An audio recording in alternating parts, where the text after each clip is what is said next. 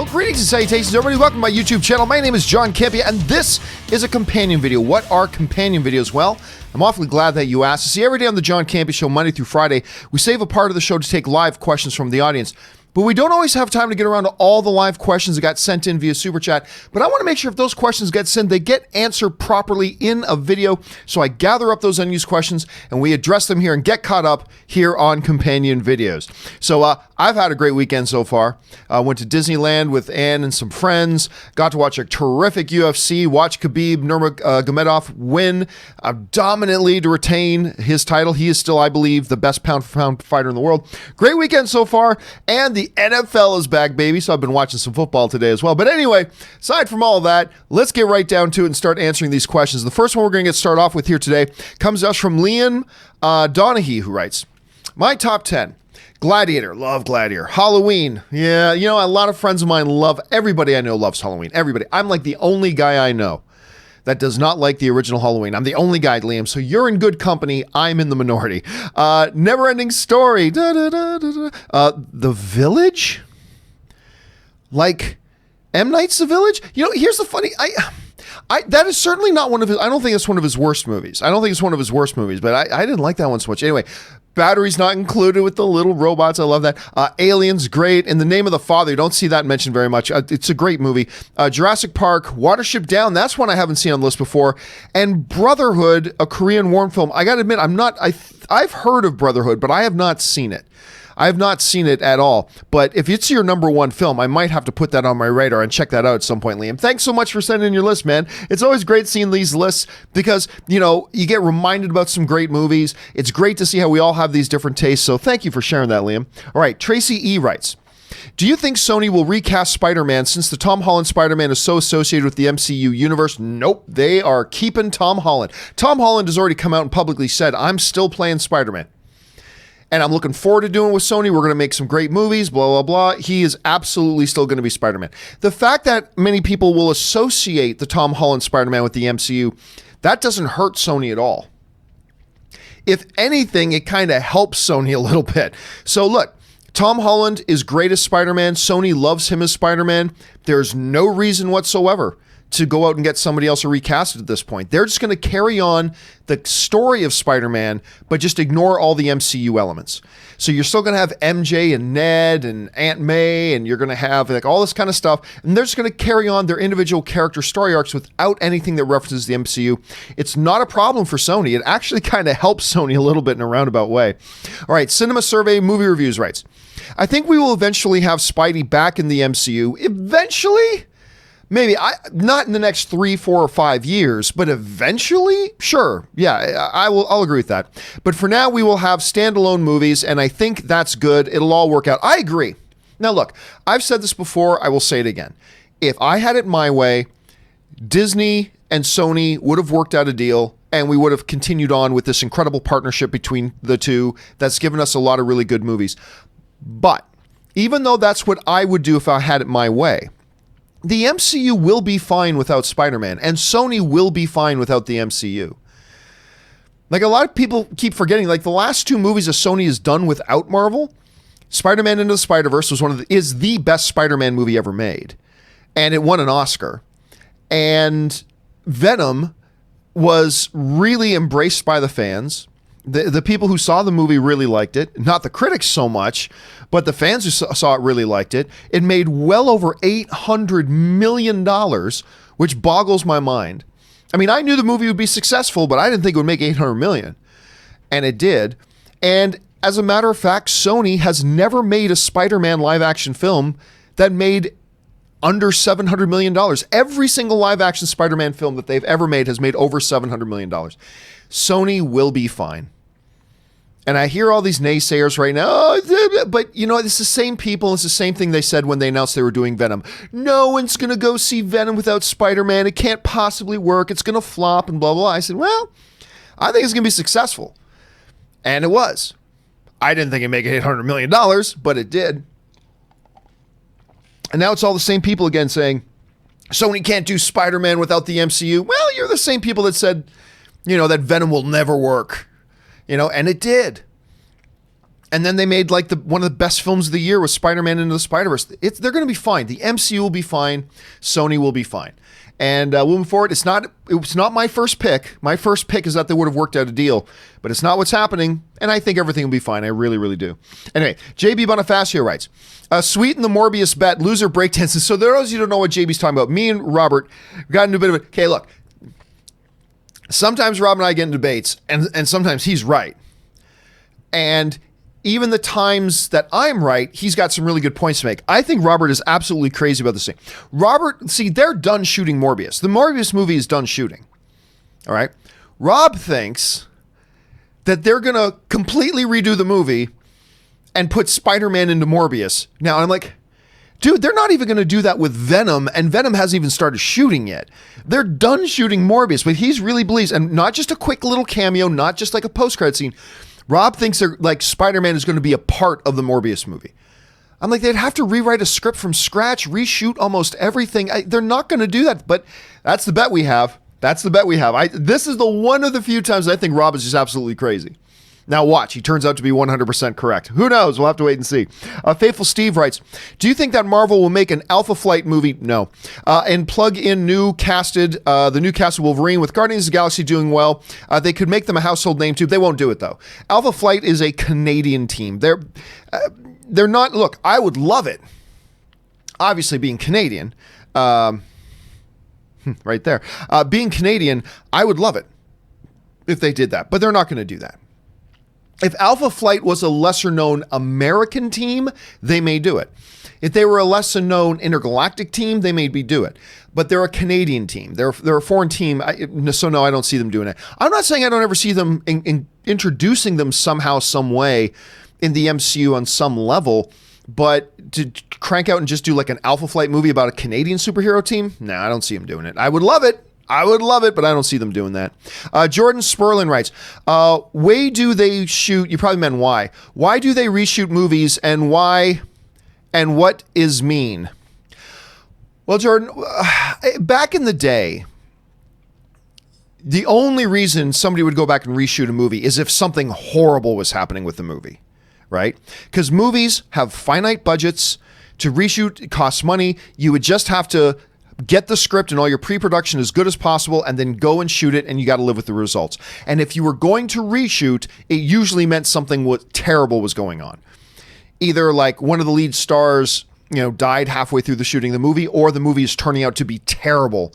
And instead of abandoning the film, and it was so terrible they couldn't possibly release it, they would invest the extra money, go back and reshoot it, and often they would lose money by doing that. So there was a time when doing reshoots meant something terrible was going on. But that's not the case today.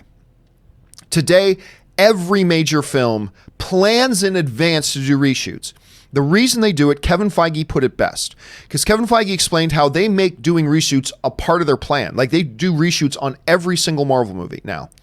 Because they'd have the money to make sure that everything's as good as possible. So, what they say is, you can write it out on the script and you can pre-produce, do all the pre-production, but it's not until you actually start shooting it and you start to assemble it together in some rough daily edits that you really start to get a feel for what's working, what's not. In days gone by, that's too bad because you don't have budget to go back and reshoot anyway, so you just got to live with it and make it as good as you can. But with big blockbuster movies, Star Wars, DC, James Bond, Marvel, obviously, they plan in advance that, hey, we know not everything is going to be perfect, so let's do our primary shoot. Let's shoot the movie as planned. And then let's book in advance 3 weeks or so where we can go back and touch up and do some reshoots on things that we think could do better. And they plan it in advance. Smaller budget movies can't do that because that costs a lot of money to do, but these bigger blockbusters that have more riding on it, they now plan in advance. So it used to be back in the day when you heard a movie was going in for reshoots, it was like, oh, that must mean it's in real trouble. That's not the case today. So now when you hear movies going in for reshoots, you shouldn't even give it a second thought because 99% chance it was planned in advance just so they can touch up some things and improve a few things that they wanted to do. Every major movie does it now, so it's nothing to think about anymore. Anyway, Sharan Aurora writes, rewatching Boston Legal, I love that show. Denny Crane. On Amazon Prime, OMFG, Freddie Prinze Jr. played Denny Crane's son. The show still holds up. By the way, I love it. It's fantastic. If not my absolute favorite kind of legal drama show, then it's right up there in the conversation. And it might very well be my all-time favorite legal drama show. That also happens to be a comedy. William Shatner. So you got Captain Kirk, you got Ultron, James Spader, or Raymond Reddington at this point. It's just they were so good. They won so many Emmys. It is a phenomenal show. And it's so good, I'm not lying. Who thought this would ever be said? When I think of William Shatner, I don't think of Captain Kirk at first. I actually think of Denny Crane. I really do. He won Emmys, multiple Emmys, for playing Denny Crane on Boston Legal. If you haven't watched Boston Legal, take Sharon's advice and watch it. It's a lot. It's really good. It's a very smart show, but it's also very funny. And Denny Crane is one of the greatest television characters in the history, and James Spader's fantastic in it. Absolutely fantastic. Anyway, let's see here. Sam O'Neill writes, holy crap, finally someone who loves the song The Book of Love. And I also got it from Scrubs when I was like 13. Oh my God, I love that song. You're the effing man, John. You too, Rob. So yeah, we were talking about this song, and I can't remember the context in which I think Peter Gabriel came up. Maybe that was it. Maybe Peter Gabriel came up in the show the other day. And I talked about how I think my favorite song of his is this song he's got called Book of Love. And it comes from an album he did where it was, he did this album without a band. He did this album with just a pure symphony orchestra. And it was brilliant. And I went to the Hollywood Bowl, me and my wife Ann went to the Hollywood Bowl to see Peter Gabriel in concert with just a Philharmonic orchestra. It was amazing. I loved it. But Book of Love is one of his big songs from it. Book of Love was also the song they used, his song Book of Love, they used it in the series finale. At the time, it was the series finale of Scrubs. And they end the final episode with Zach Braff looking at an imaginary screen, projecting his future. And that he marries the girl he's in love with. And he and his best friend and their families, they all have kids. And the kids grow up, everybody is best friends. And then his kid and his best friend's kid, they get engaged and married. I mean, it's just this beautiful little thing. It's charming and funny, but it's also really beautiful, and it's played to Book of Love. Anna and I love that song so much that we actually made it our wedding song. We made Book of Love our wedding song. And that was before I saw it being used on Scrubs, by the way. It's a gorgeous, beautiful, wonderful tune. If you've never heard it, and it never got radio play per se, it's not something you listen to in your car and like rock out to in your car, you know. But if you haven't heard it, I suggest hop on YouTube, look up Book of Love, Peter Gabriel. It's a gorgeous, beautiful, just immaculate song. I love it. Thanks, Sam. Jordan Sperlin writes, Sony Spider-Man movies, now they are going to do good. I believe so. I believe so too. If anything, look, they did Venom, which I thought was a hell of a lot of fun. Not everybody loves Venom, and that's fine, but I thought it was a hell of a lot of fun, and a lot of other people did too, made over $800 million at the box office. Then they did Spider-Man Into the Spider-Verse, a movie that I thought was a dumb idea. To be honest with you, I thought it was a dumb idea. I admit that. And it ended up being my number 3 favorite movie of the year. It was the best comic book movie of the year. The best comic book movie of the year was not Black Panther. Even though it got nominated for Best Picture. It was not Black Panther. The best comic book movie of the year wasn't even Infinity War. The best comic book movie of that year, believe it or not, was Spider-Man Into the Spider-Verse. That was the best comic book movie of the year. And I believe the number 3 best overall film of the year. And it was brilliant. And if that's any indication of, like, because Sony's under new leadership now than they were 5 years ago. And if those films are any indication of what they could do if they had Spider-Man, I think they'll be fine. Again, like I said before, if I had a vote, I would say Sony, Disney, make a deal and keep things going. But if they're not, honestly, I think Sony's going to be just fine. I think all the evidence points to the fact that they will be. And now look, people don't like it when I say this, but it's true. Like, Homecoming is great. Far From Home, I don't know if I'd say Far From Home is great, but it's really good. I really enjoyed Far From Home. I think Homecoming was even better. But neither of them are the best Spider-Man movie ever made. Actually, neither of them are even in the top 2. The 2 best Spider-Man movies ever made were Spider-Man 2, done by Sony, and Spider-Man Into the Spider-Verse, done by Sony. So they made a couple of bad ones too, make no mistake. But when you look at their overall history and you look at the recent history with Venom and Spider-Man Into the Spider-Verse, I say all the evidence points to it being really, it's not a stretch to say, yeah, we should have some confidence in Sony here. But, we'll have to wait and see. All right. Geronimo writes, who leads the DCEU after Ben Affleck and Henry Cavill? That's a good question. Your top candidates right now are Aquaman or Wonder Woman. I mean, they're both royalty. Wonder Woman's a princess of Themyscira. She's going to be the queen of the Amazons here pretty soon. You got Aquaman, who's the king of Atlantis.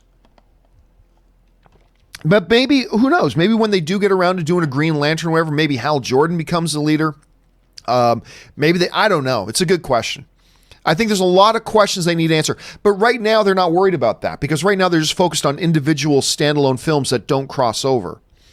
So who's the leader of the DCU really is a question they're not even probably asking right now.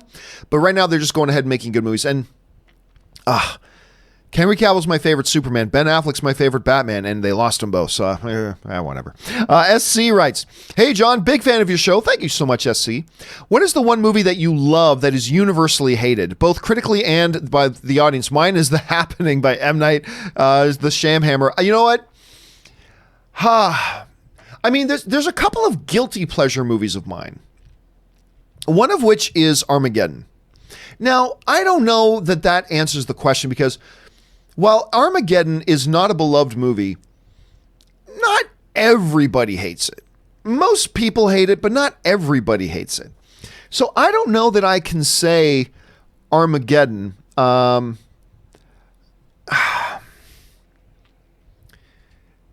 Yeah, I guess that's the closest one that I think that a lot of people dislike that movie. A lot of people dislike Armageddon. And so I will say Armageddon. Maybe if I thought about it more, I could come up with another one. But The Happening's a good one, man. Yes, I hate that movie. I think it's terrible. But that's a good one to say is your guilty pleasure movie that everybody else hates. It's because everybody else hates that one. If I thought about it more, maybe I can come up with a better one than Armageddon. But that's the one I'll stick with for now. Okay. The Last Comic Book Standing writes, ready for tomorrow's, obviously, this was a question that came on Friday before the UFC, obviously. Ready for tomorrow's UFC pay-per-view at 12 noon Pacific Standard Time. It's actually 11 a.m. Pacific Standard Time. Super early. Well, it's being held in Abu Dhabi, so there you go. Khabib out-grapples Dustin. Will go to a decision. 3 rounds to 2. Bring on Masvidal and Diaz. Well, it did not go the distance. It was stopped, which is, I think, we all expected would happen. And it was not anything to anything. It was absolute domination by Khabib.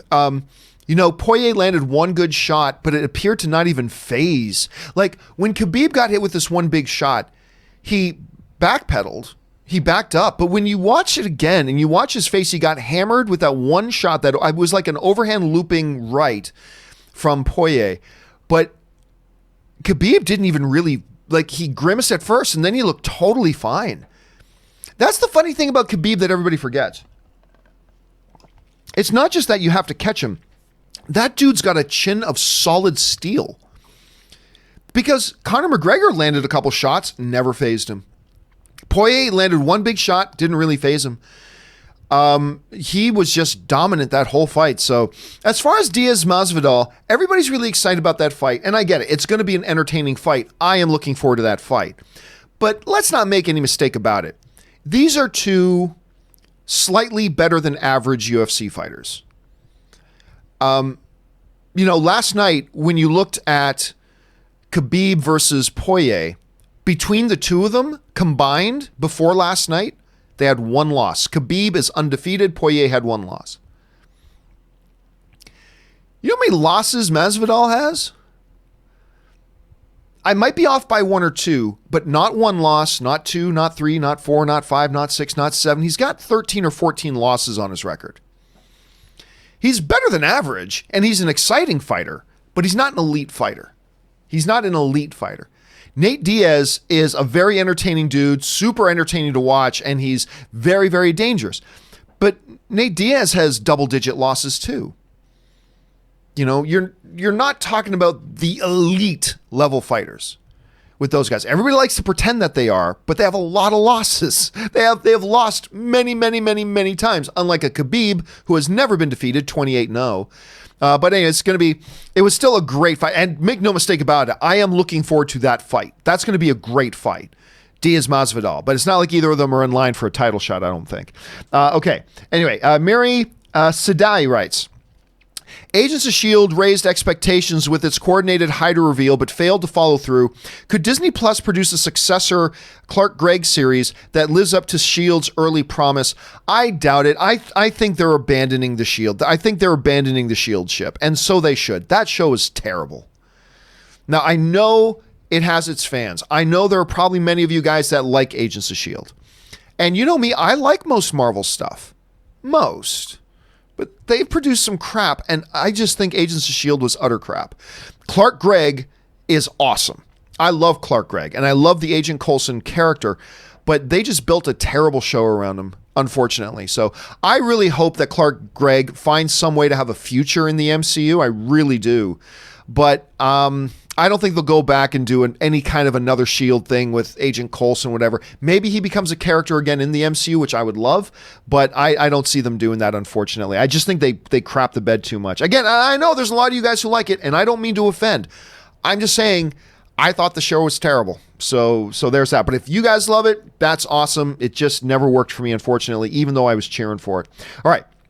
Sully writes, Hey, John, so I'm one of the few people who have never seen a single Star Wars movie. I'm thinking of checking it out. In what order should I watch it in? Well, I always tell people the same thing. It's basically watch them in order of release, and you can skip the prequels. But if you don't want to skip the prequels, that's fine. I would literally just watch them in order of release. Start with the original Star Wars film, then Empire Strikes Back, then Return of the Jedi. I would then personally skip the prequels and go right to The Force Awakens, followed by Rogue One, followed by The Last Jedi, followed by Solo. That's what I would do. But if you want to include the prequels, because you want to get a full picture, then what I would say is watch the original trilogy, then watch the prequel trilogy, and then watch The Force Awakens, then watch Rogue One, then watch The Last Jedi, then watch Solo. So that's the way. I always go just the way it... A lot of people have different combinations, watch them in chronological order. I get it, and that's fine. To me, the actual order in which they were all released works perfectly fine. So that would be my suggestion anyway, Sully. I hope you enjoy your initial, excursion into the world of Star Wars. I hope you enjoy it, man, as much as I did, because obviously it's one of the most key and pivotal, most influential things in my life. So there you go. Okay, anyway. Let's see. Is the Third writes... John Campea, fantastic show. Thank you so much, Is the Third. Since we are doing top 5 superhero shows, these are mine as follow, in no order. Number 1, The Boys, which is great. Number 2, Daredevil. See, I don't count Daredevil because it's been canceled for a while now. Like, I don't mind shows that just finished their run. But Daredevil, it's been a while since it finished, so I don't really count that one. Unless you're talking about overall all time. If you're talking about overall all time, then I'll allow it, like a judge would say. Number 3, Arrow. Number 4, The Flash. Number 5, Deadly Class. You know what? Deadly Class is one that before it came out, I saw a number of, behind the scenes previews for it and stuff like that. And it looked pretty good, but I never did get around to watching it. I don't even know really where I could find, I don't know where I would find it even to watch it, but maybe that's when I got to watch at some point. But didn't I hear it got canceled as well? Did I hear it lasted one season? Maybe I'm thinking about something else. But anyway, thanks for the list, Is the Third. Appreciate that, man. Razor's Edge Frisbee writes, regarding It Too, I always appreciate your honesty. Well, listen, all I can ever do is give you my honest opinion. That's it. That's all I've got.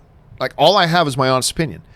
A lot of people don't like or don't want to hear honest opinions. A lot of people want to hear what they already believe, right?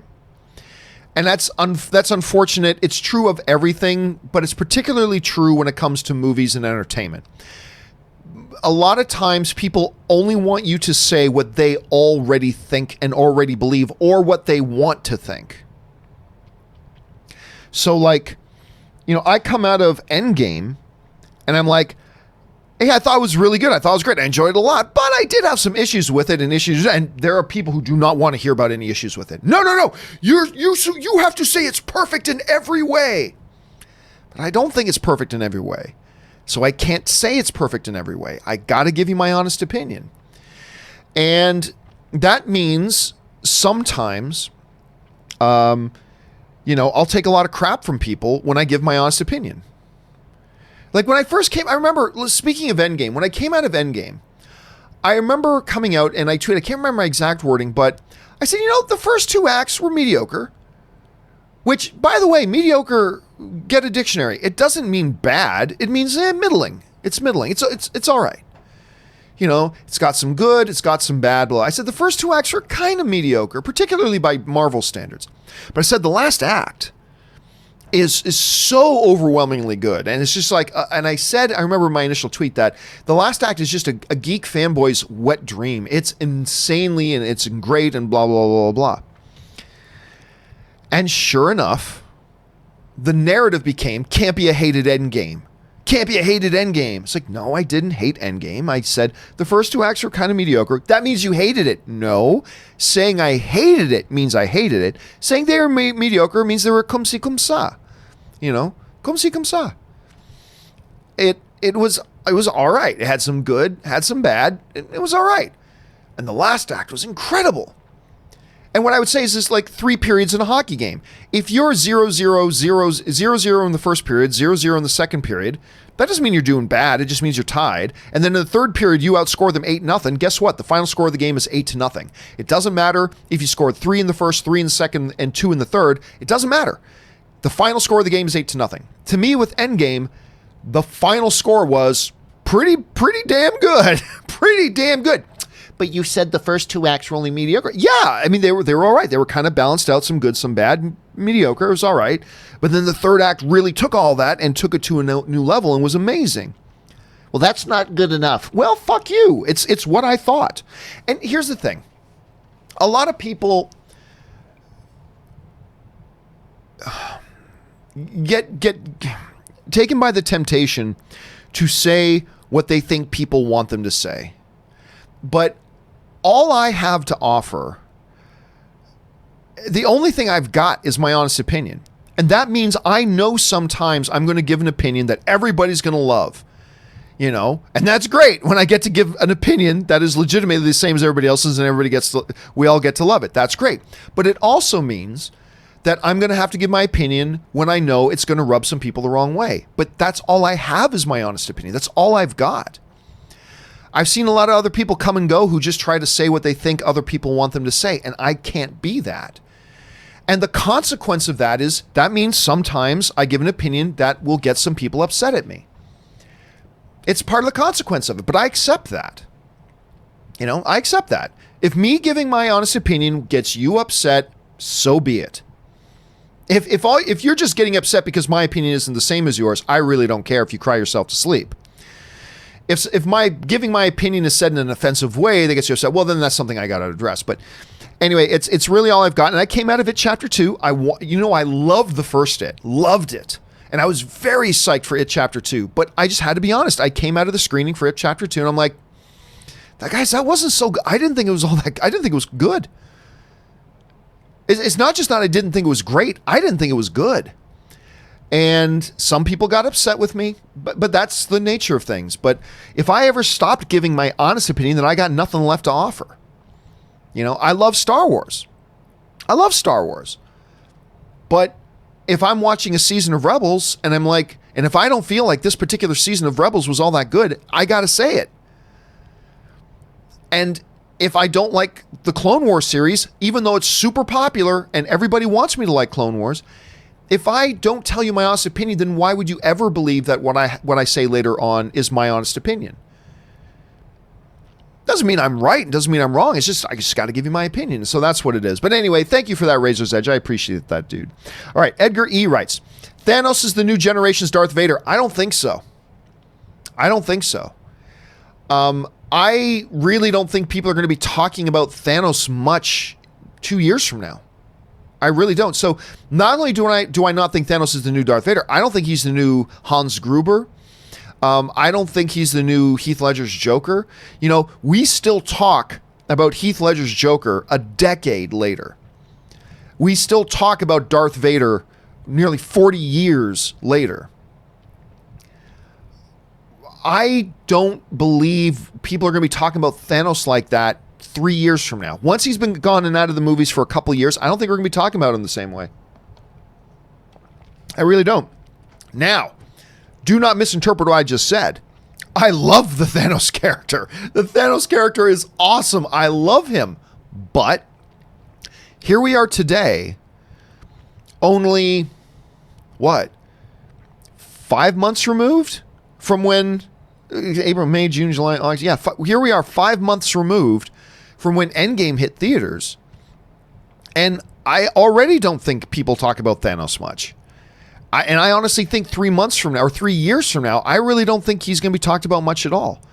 Whereas we're constantly talking about Vader, we're constantly talking about Heath Ledger's Joker. Whenever Greatest Villains of All Time comes up, Hans Gruber is always in the conversation. I don't know that Thanos will be there 3 years from now. And I could be wrong. We won't know for 3, 4, 5 years.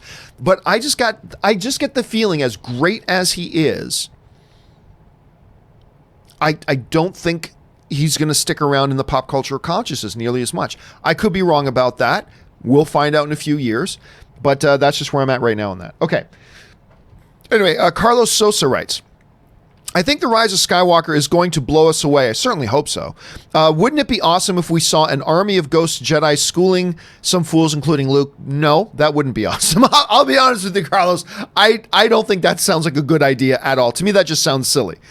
If they played that on screen, I think I would find that silly. Now, you may find that awesome, and there may be a lot of other people watching this video who think that sounds awesome. That's great. But if you're asking me, do I think that would be awesome? I don't think that would be awesome. I think that would be a lot of silliness, personally. But, listen, all I know is this. I loved The Force Awakens. I thought The Force Awakens was fabulous. And, you know, unlike my experiences with, like, the prequels, where every time I saw the prequels, I liked them less and less and less and less, to the point that I was like, oh my God, I hate these movies. They're Star Wars movies, and I hate these movies. With The Force Awakens, the more and more I saw it, and I've told this story before, but me and John Schnepp, we would often just cross the street, because our studio was across the street from the AMC Burbank 16. We would just cross the street at lunch or just in the early afternoons and just go over and just go in and watch Star Wars The Force Awakens again, because this is when it was still in theaters. And every time we would watch it, we would like it more and more and more and more. Every single time we watched it, we liked it more than we did the previous time. That doesn't mean everybody else feels the same. Nor does it mean that everybody else should feel the same. Not at all. I'm only communicating my experience.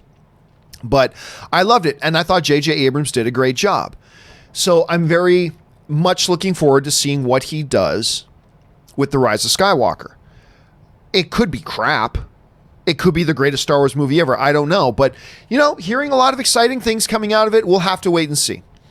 I want to see a true, legit trailer. I don't think we haven't gotten a true, legit trailer yet. That first teaser they put out at Star Wars Celebration was just that. It was a little tease. That little sizzle reel they put out during D23, it wasn't a trailer. It was just a little tease with a couple of little quick glimpses of things that are in the movie that wasn't in the first teaser. We are still waiting on the first legitimate trailer. And I think we'll get a better sense of how well this movie might be received amongst people once we see that. So I'm very curious. So I'm hoping, fingers crossed, man, that you're right and this will blow us away. At least I hope so, because it really needs to do, especially coming off the divisiveness of The Last Jedi.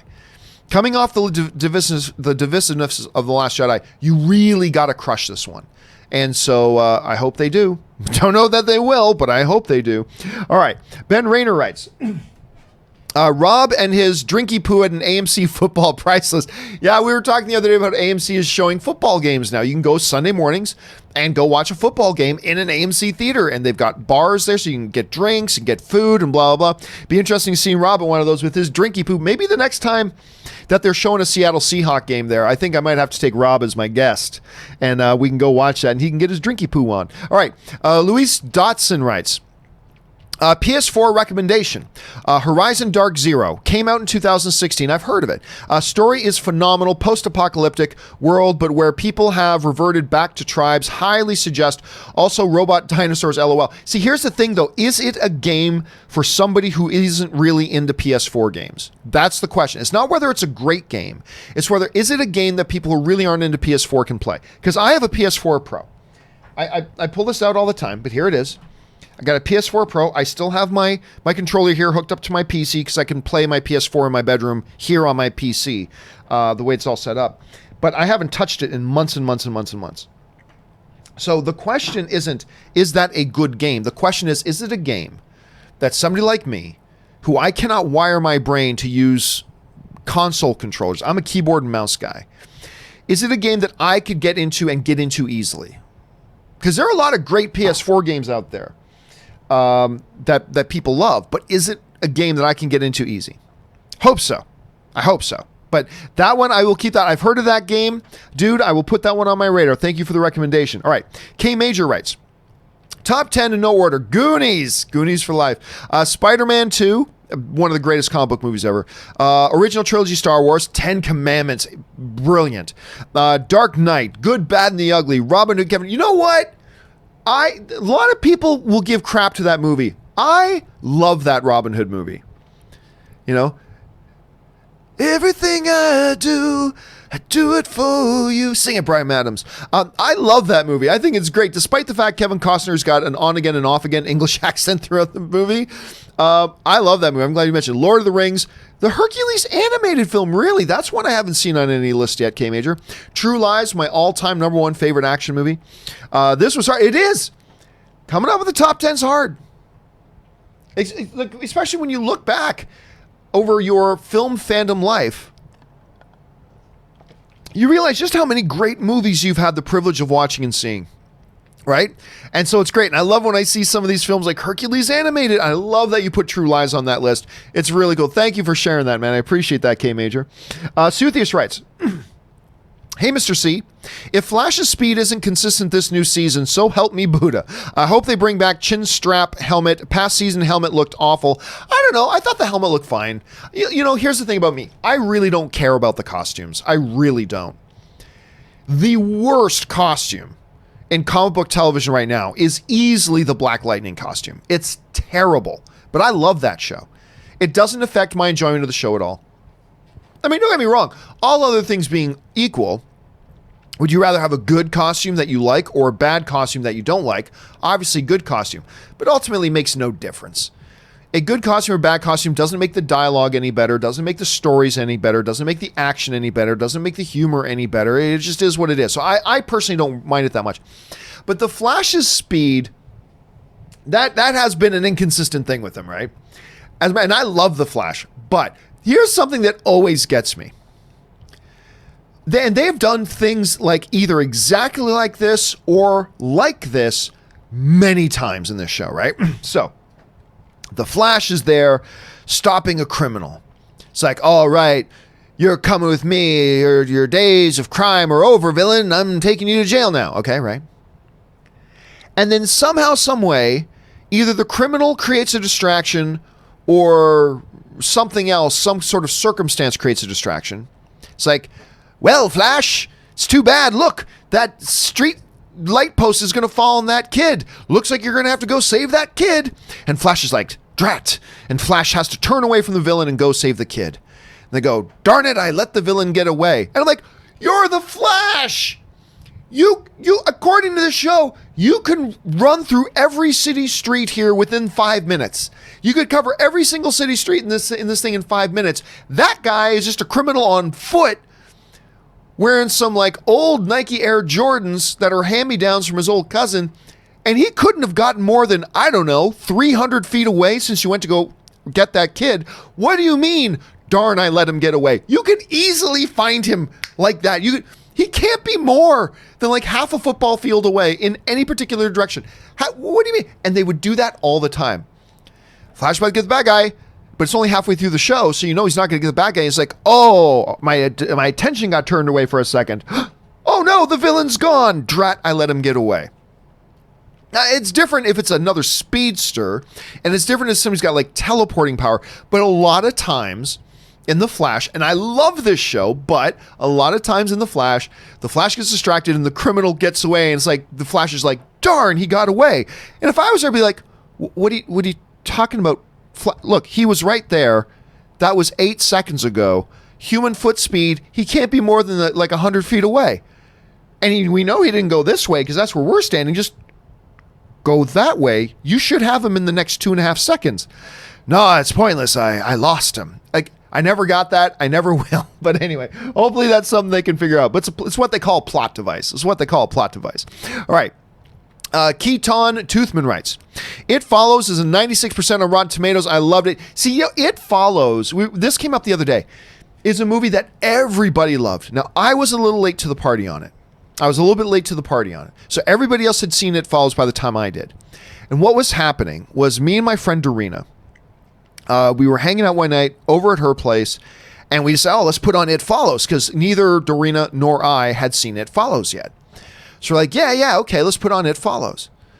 And we put on It Follows, and we're watching it, and it ends, and we're like, that really wasn't very good. And we heard everybody loved it. Super high critic rating. Everybody loved it. And it's funny, because my friend Dorina, she's particularly into horror stuff, right?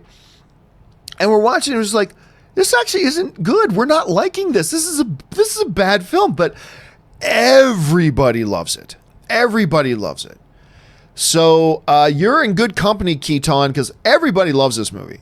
And I would never tell somebody don't watch it because I don't like it. The fact of the matter is everybody else does. So if you haven't had a chance to see It Follows, you should watch it because everybody else loves it. But it's just one that I could not get into. Just could not get into. Anyway. All right. Talking Star Wars writes, who had the biggest ovation, Ewan or Hayden? Well, I mean, Hayden Christensen, who came out at Star Wars Celebration Orlando, got a big ovation from the crowd, which was great. Which is great to see. Good Canadian kid, Hayden Christensen, by the way. And it was wonderful. But I'm going to say it was fairly easily the Ewan McGregor ovation. But you also have to keep something in mind. The Ewan McGregor ovation wasn't just for Ewan McGregor at D23. It was also all wrapped up into Ewan McGregor coming back as Obi-Wan Kenobi in a standalone Obi-Wan Kenobi Disney Plus series. So it was 3 things in one that made everybody at D23 lose their minds. With Hayden Christensen's thing, you got to keep in mind that it wasn't Hayden Christensen coming back as Anakin Skywalker. It wasn't Hayden Christensen, getting a standalone Anakin series. No, it was just Hayden Christensen. And he got a wonderful ovation. So I don't know if Ewan's would have been as big if they were just introducing Ewan McGregor, not to announce a new Obi-Wan series and not to announce that he was coming back. But if it was just, hey, ladies and gentlemen, we have a special guest today, Ewan McGregor. Would his ovation have been bigger than Hayden's if that was the case? We'll never know. Maybe yes, maybe no. So Ewan's was bigger, but keep in mind that they were also, the ovation was for 3 things. Ewan coming back as Obi-Wan in a standalone Obi-Wan series. I mean, it was all 3 things being announced at the same time. So Ewan's was bigger, but you got to put an asterisk beside it, I think. So anyway, JCAM writes, best experience in a movie theater was the 70 millimeter of, I'm going to guess TH8 is the Hateful Eight, due to the intermission. My friends, strangers, and myself, we were all talking about who did it and all things like that. This should be a thing. Well, I'll tell you what. I have been a proponent for a while now that I believe movie theaters should reintroduce the concept of intermission. It's all upside, no downside. Not for every movie, not for 90-minute movies, not even for 2-hour movies. But I would propose that movie theaters and fans would benefit greatly if, say, for all movies that were, say, over 2.5 hours or 2 hours and 40 minutes, whatever number you set, that there will be a 7-minute intermission. That does several big things. Number 1, it lets everybody take a bathroom break.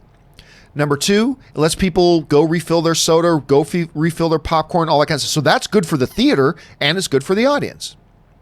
Because right now, if you got to use the bathroom during a movie, you got to get up, walk in front of people, which is disturbing. You got to miss part of the movie, which sucks. And then you come back in, got to walk in front of people again, get back into your seat, and then you've missed 2 or 3 minutes of the movie. Same thing if you want to go top up your soda or go get some more food or whatever like that, right? Also, it provides everybody the opportunity to, I think it would cut down the amount of people who pull out their cell phones during a movie if they know there's an intermission in the middle where they get to go out in the lobby and pull out their phones, or even sitting in their chairs, they can pull out their phones, use it, not disturb anybody. Great. The movie theater sells more concession stands. It's a win for them. People get to use the bathroom, refill their drinks, check their phones without missing any of the movie and without interrupting anything for any of the other audiences, which is great. It's a big win. There's no downside. Now, there is this BS argument that goes around that, but if you take an intermission, it takes me out of the movie. I'm taken out of the movie now. Oh no, I'll never be able to get back into the movie now. It's just so stupid. So stupid. Because you know what? They do the intermission thing in a lot of other countries, and they all love it. I'm constantly being written to by fans in other countries who watch some going, wait a minute, you guys don't do intermissions? We have them here. It's always been that way, and we love it. It's great.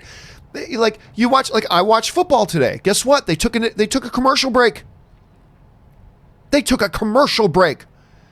Did I go, oh no, now I'm taken out of the experience of the game.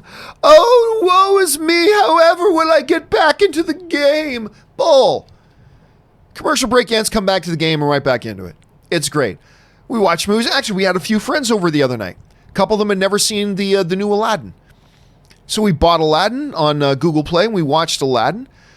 But at one point, some food we had ordered showed up. So we paused the movie, answered the door, got the food, pulled out some dishes, some things, blah, blah, blah, sat down, and then started the movie again. Did we go, oh no! Oh, we had to stop Aladdin, and now I'm taken out of that magical world of Agrabah. I'll never be able to get back into it. Whatever happened to Prince Ali, I'll never know because I can't get back into the movie. No. We got our food, pulled out some plates, got some napkins, topped up our drinks, sat back down in our living room, hit play, and we were right back into the movie. So I reject this whole notion, oh no, it'll pull us out of the movie going experience and we won't be able to get back into character. Yes, you can, and we do it every day. It's such a false argument. Anyway, so I'm all for it. I'm all for it. And that too, you get to go out in the lobby and talk to this is another opportunity. It's like, okay, wait a minute. Because like many people, my wife will be one of those people who goes, what just happened there? So I'm sure we all have friends like that, right? So now we get to go in the lobby for a couple of minutes, and just talk about, holy crap, that first scene was amazing, and blah, blah, blah. It's like, wait a minute, but what happened in that scene? Because I wasn't really clear. Oh, what happened in that scene was this. Okay, now I understand what's going on. So those conversations can happen too, just like you're pointing out, JC. Intermissions only for extremely long movies. Now, whether we say extremely long is over 2.5, 2 hours and 40, 2 hours 45, but I believe for longer movies, I think there's a lot of benefit. But anyway, that's just me. I don't know if it's going to happen anytime soon, but that's just me. Anyway, Talking Star Wars also writes, at Celebration, Hayden Ewan, D23. Yeah, well, I knew we were talking about... Oh yeah, no. Don't worry about Talking Star Wars. I totally knew what you meant. All right, Chris Hamilton writes, worst list. Here we go. Number 5, Showgirls. You know what? I don't love Showgirls. I had a little bit of a kick out of it though. It's cheesy, almost like, TV novella kind of stuff. I don't know. I don't, all I can say is I don't hate Showgirls. Anyway, The Mangler, I'm not familiar with that one to be either. Steel with Shag, that's pretty awful. Number 2, Catwoman. Number 1, Battlefield Earth. Well, you know that my unholy trinity is Catwoman, Battlefield Earth, and Highlander 2. In no particular order. But those are the 3 worst movies to me ever. But The Mangler is one I'm not familiar with. I might have to look that one up to see what you're talking about there, Chris. All right. Haskell 420 writes, congrats and so happy for Alicia Melona. She's a huge a Scorsese fan, and on the red carpet at TIFF, Scorsese said to her how he loves her intros on TCMN. Alicia Melona is simply one of the more knowledgeable people in the industry. She reminds me a lot of Robert Meyer Burnett in that way. She's just very, very knowledgeable. And she works for like 25 different outlets, so it's always good to see how busy she keeps as well. All right, Jaron Morris writes, tomorrow it happens, the Eagle returns. Again, this was sent in on Friday, talking about the UFC. The Eagle came back, and the Eagle came back. That's Khabib Nurmagomedov. Khabib came back in a big way, was totally dominant. And he is simply the greatest. I believe he is the GOAT. I really do. I think Khabib Nurmagomedov is the greatest combat fighter ever of all time. I don't think anybody's in his class. Not Stipe.